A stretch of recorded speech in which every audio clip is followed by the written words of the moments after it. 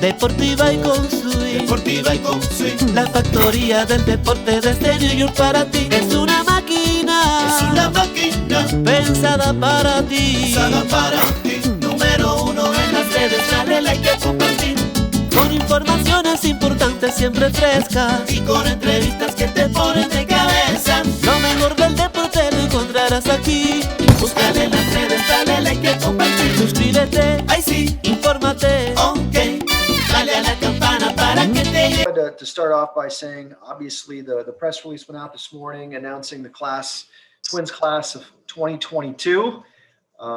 And we've got Ron Gardenhire and Dan Gladden on the Zoom here today, and they'll go in along with Twins, maybe the first ever super utility player, César Tovar, who played with us back in the 60s and 70s. And he obviously passed in 1994, but if anybody needs an interview, his daughter actually lives here in the cities and is more than happy to connect with anybody that wants some notes on her father.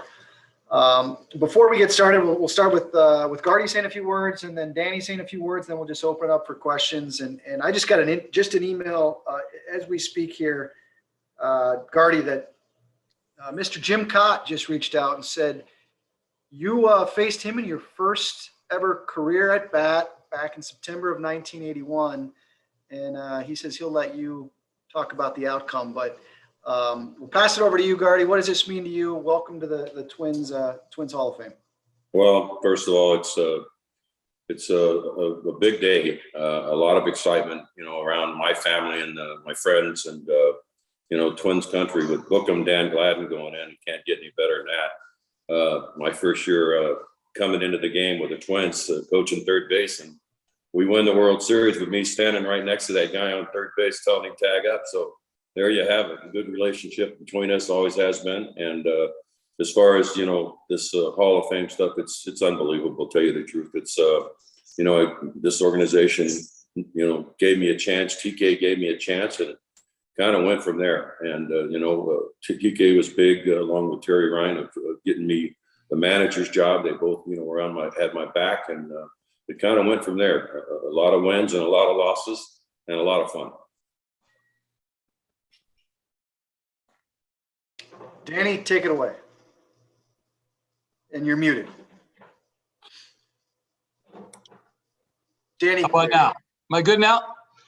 I'd like to just, what Gardy was talking about, the first of all, the friendship that you have with baseball players and teams over the year. It's like a family, it's a fraternity, to be able to be voted into the Twins Hall of Fame. And, Dustin, we talked about it earlier about a special fraternity, and I'm honored to be able to finally go in and join that. But, I think when you look at Gardy, myself, and the other inductees over the years, there's a link there, and that is that they're committed to the Twins. They help build what we call the Twins brand, and I think that that's kind of important. And I know Gardy, being a coach, a manager, really created a foundation for the future and where they're at right now. So it's an honor to go in there.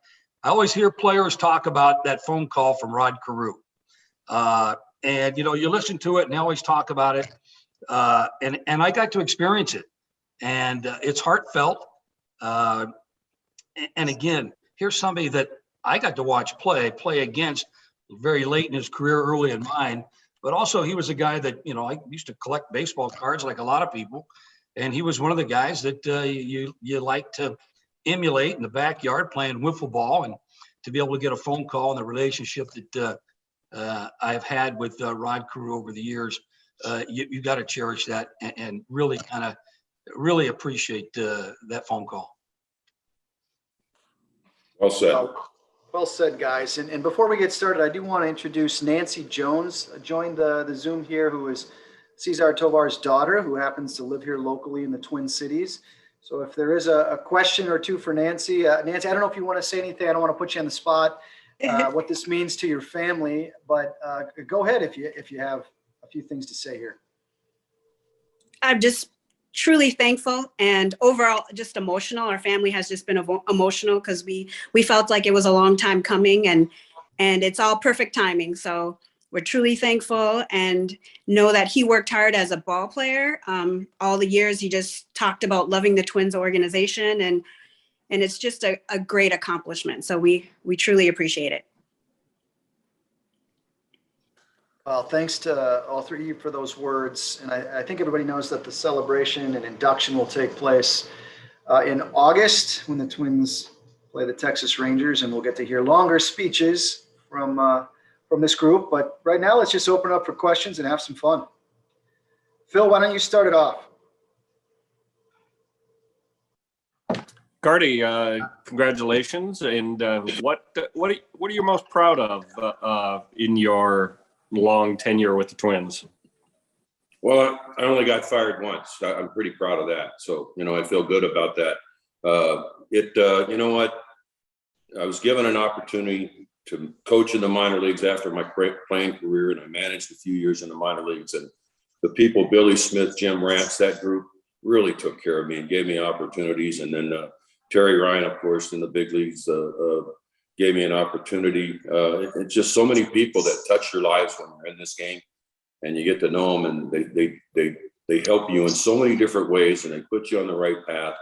Andy McPhail gave me an opportunity, along with Tom Kelly, to get to the big leagues as a coach, coaching third base in 1991. It doesn't get any better than that.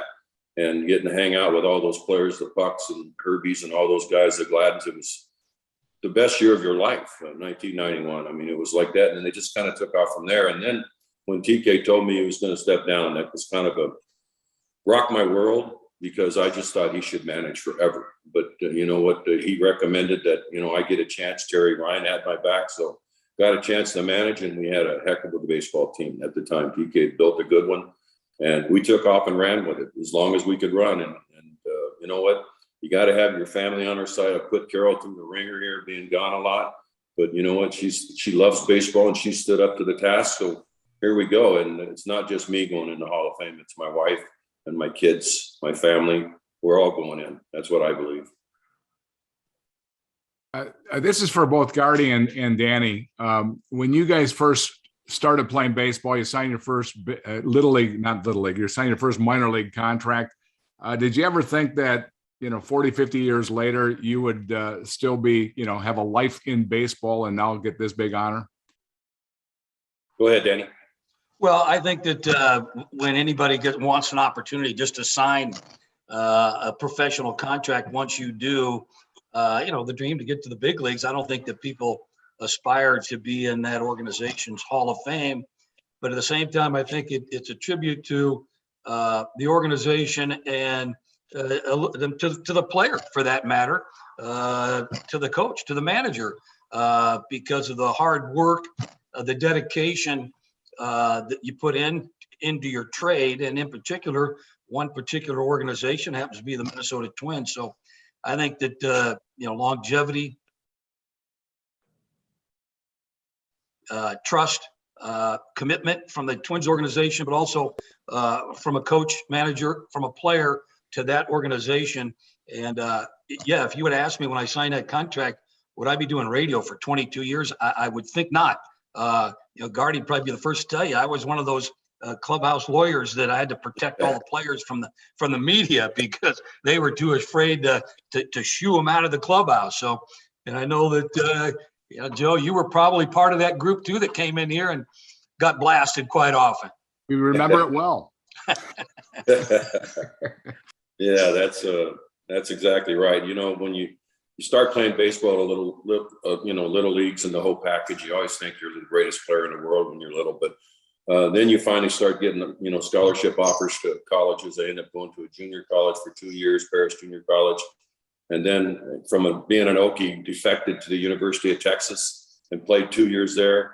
And it just proceeded to get better and better. I grew, I got stronger, the whole package. And then, finally you get drafted. I got drafted by the New York Mets in the 6th round. And I played with some of the greatest players that organization's ever had and went up through their system. So a lot of people touch your life. The guys that manage you, coaches that are teaching you, taking you to instructional league. And I was one of those players. I'm sure Danny was too. You go to instructional league and you're learning how to be better at your craft and how to understand the game. And it's just so many people touch your life as you go through. And that's the coolest part of it, thinking back to all of them, you know, that touched your lives and did things for you. My first year managing was with Bob Lee of the Kenosha Twins.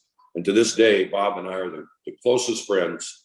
And he did so many things for me, taking care of me, because I didn't know how to manage. I was a player. I went down to instruction league and was an infield instructor.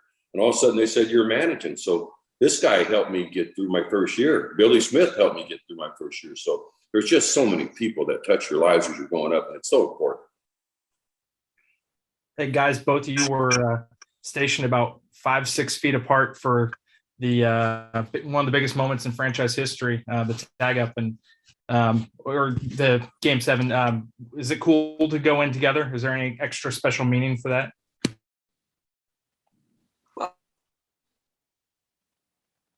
I think so. I think that, you know, like we said, you become friends. You're with your teammates sometimes more often than you are with your own family. And you get those relationships, the travel habits of certain people. But, you know, also the respect that you have for a player, a coach, knowing that the commitment was by everybody and understanding the 162 game schedule to be able to get there at the end. And that was a special year.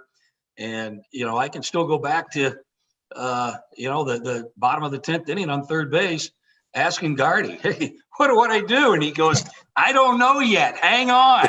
He was trying to get instructions from TK in the dugout, and just with everything going on so fast, and the fact that they were able to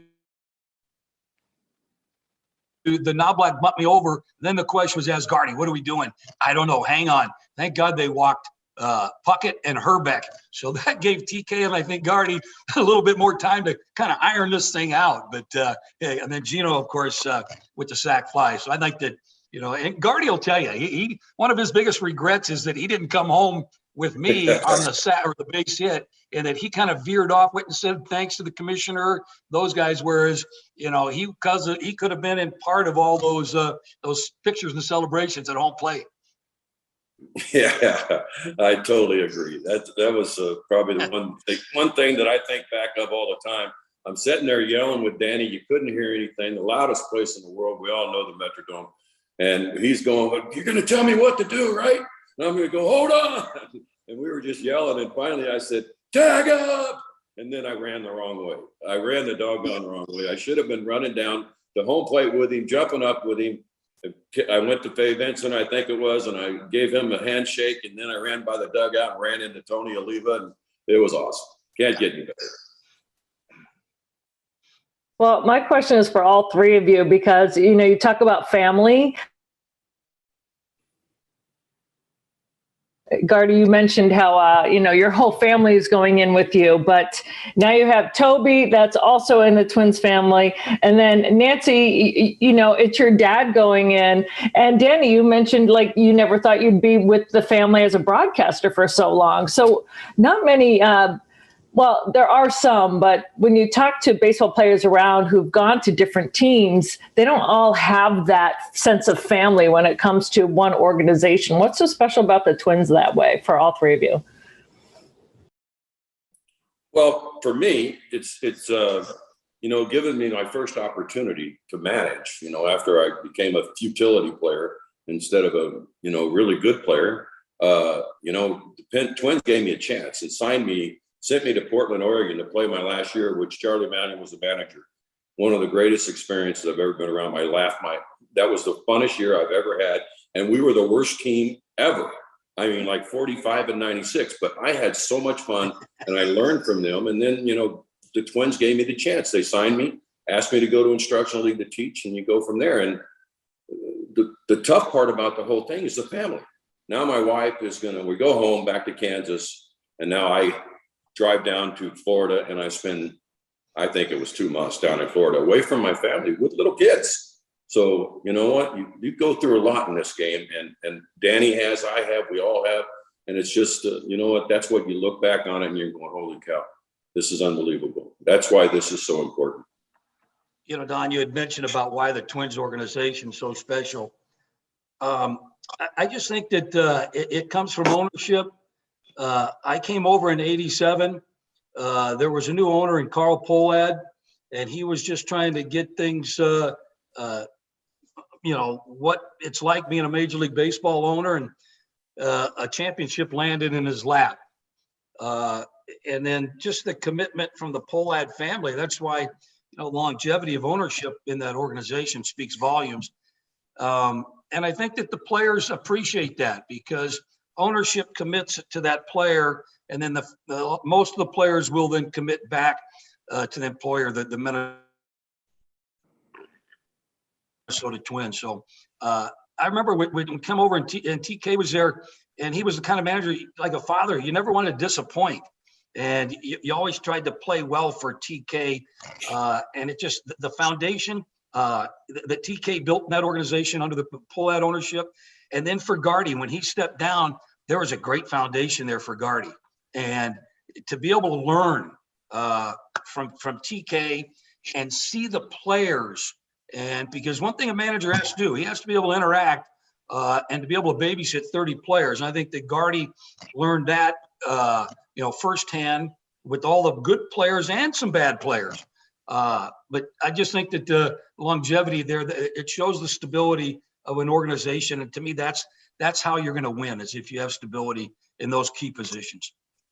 Yeah, and just like Danny touched on, Carl Pohlad, when I got the job, he made me feel so comfortable. He came into my office all the time. He would sit down at my desk.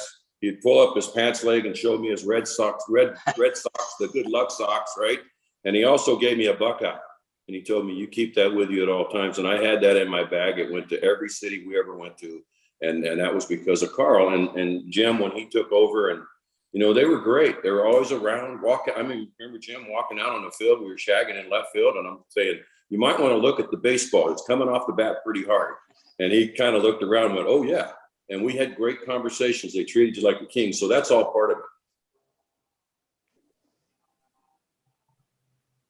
Nancy, would you like to add? I would just have to say I'm totally in agreement with the family aspect, and being able to know that the Twins gave my dad also a chance and an opportunity back in 1965. So, and knowing that today, being able to go over just all of the history of the Minnesota Twins, and then the nostalgia of it all with my children, and knowing that the love of baseball has always been in our family, and being able to just clearly see where it's derived from, and knowing that if without the opportunity, it probably wouldn't have existed. So we're thankful for the Twins. And you stayed in the Twin Cities, right? Yeah. Yes, definitely. I have a question for Gardy and Miss Jones. Gardy, how's your health? I hope everything's going our way. You was always grateful. You're always grateful to me in terms of answering my questions after you talk to all the other reporters. So I appreciate that. Can you speak on just the little things that you like to be known as you're going through the Hall of Fame? For Miss Jones, what little things that you want people to know about your father? About my father? Well, I'm talking about for Miss Jones. Okay. Go ahead. One thing that I would want everyone to know about my father is that he was a hard worker, played hard, played his heart out, again, loved the game, and always had that wonderful smile on his face that I can remember. And Gardy, how's your health and how things going for you, and what little thing you want to talk about terms that you can hang your hat on as a manager and going into the Hall of Fame? Well, I just think, put in a lot of hard work and had a lot of people on my side is always the most important thing. People have your back, and, working with so many people in the Twins organization, Dustin himself, Mike Herman, I became friends with so many people, but my wife knows more people in the Twins organization than I do.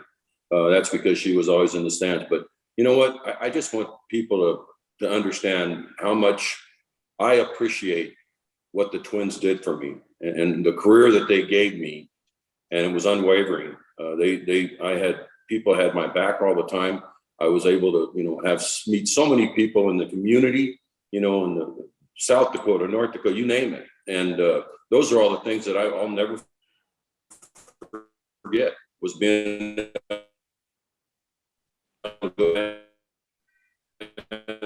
and doing all those things.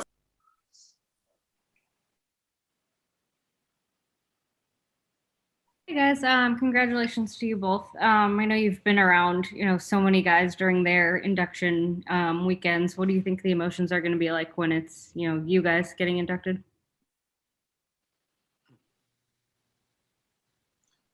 I won't know yet. I mean, I know that the Twins want, they want to know who's going to introduce you, and then they want to look at your speech.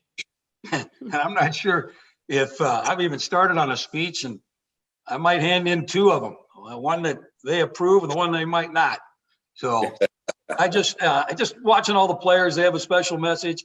And I think the same is that the Twins organization are a special organization. So they're all unique in their own special way from that same special player. So curious to see how that goes.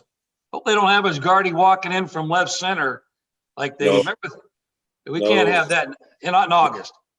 We ain't gonna do that one again. That about killed me.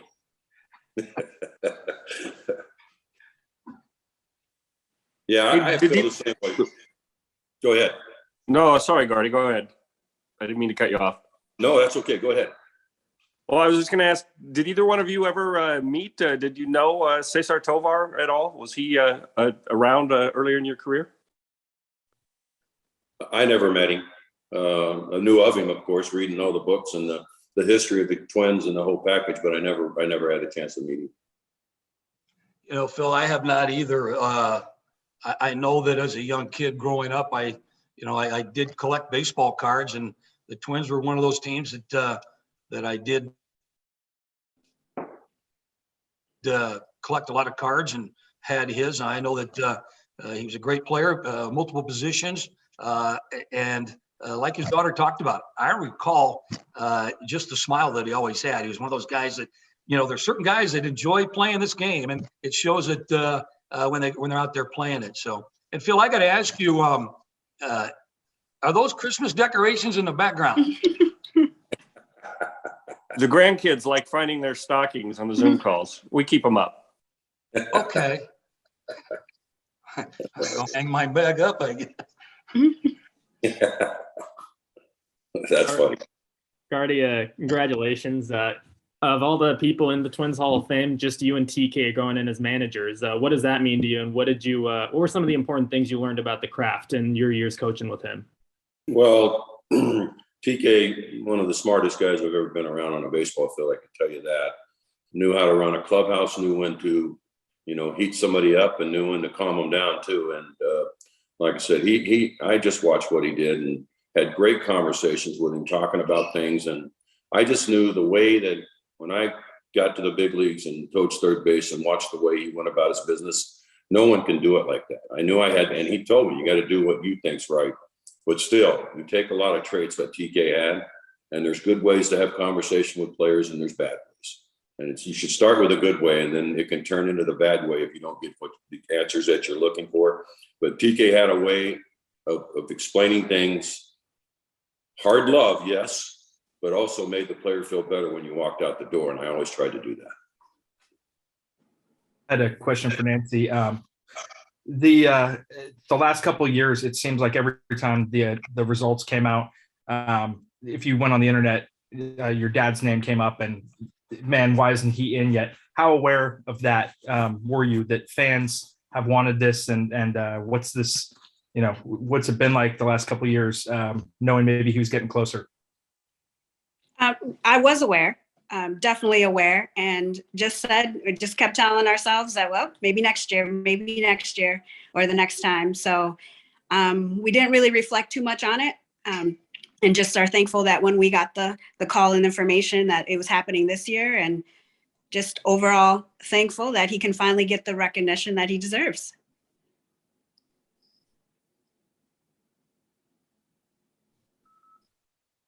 Already, congrats. I see you're on Carol's iPad, and for some reason reminded me of your quote about firing it through the internet. Yeah, that's it also made me wonder if you just had, if there was like a favorite post-game media phrase or go-to kind of favorite thing that you had back then. Well, in the first place, everything's Carol's in this house. I can tell you that right now. She's got her name brand on everything. So don't think it's just the iPad. She's the boss. I know it and I live by it. That's just the way it is. But I think one thing that happened during an interview, I can't remember where I was at. You guys were in the office and all of a sudden my phone ring song came on. If it doesn't kill you, it makes you stronger. That was one of the funniest things ever because I got more calls on that. People talked about that, thought that was the greatest thing ever. So, and that was the truth about the game. It doesn't kill you, it's going to make you stronger. And that's why I keep it as my ringtone still to this day.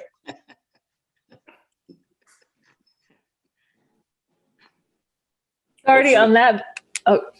On that vein, so years ago when I was in Boston, I won't say who the manager was, but they said, well, dealing with umpires, you can swear all you want, but once you make it personal is when you're tossed. So it's actually the 3-letter words like you that are worse than the 4. I know people joke around and tease you about it, but what is the most humorous one, if you can recall, of you being tossed? Oh goodness, there's not a doubt in my mind. It was in Tampa, playing the Tampa Bay Rays, and of course we had Angel, who I love. I get along with Angel great, but he umpired home plate the first night, and then he went to third, second, and first. 4-game series, right? That would be 4, right? And so he had a bad play in the first game. He had a bad play in every game, and finally at first base. He missed a call, and I ran out to first base, and I told him that you just set a record. You have screwed up in every game in this series, and he started laughing. And then he threw me out, of course.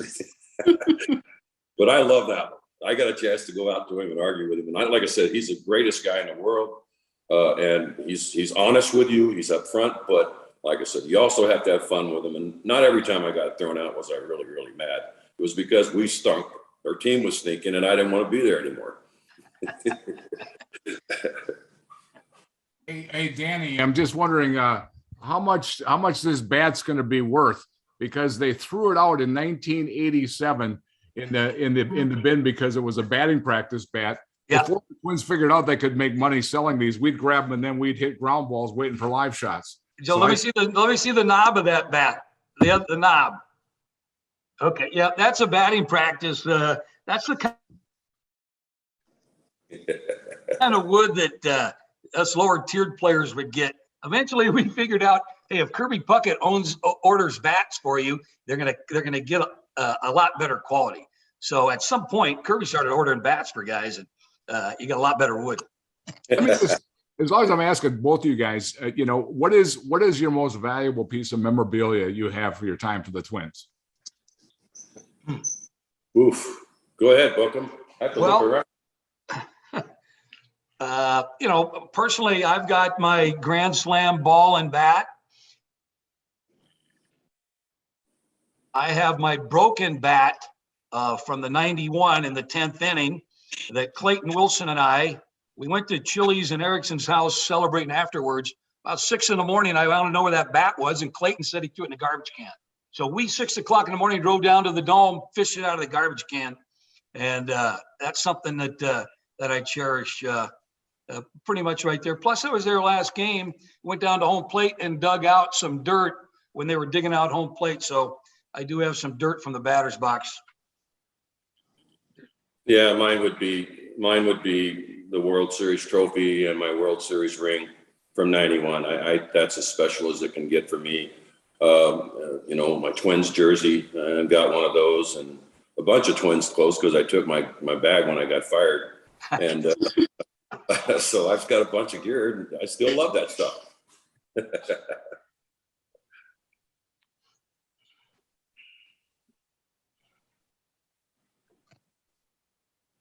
Looks like we're wrapping up here. Hope everybody got their questions in. Any last ones before we let these guys go?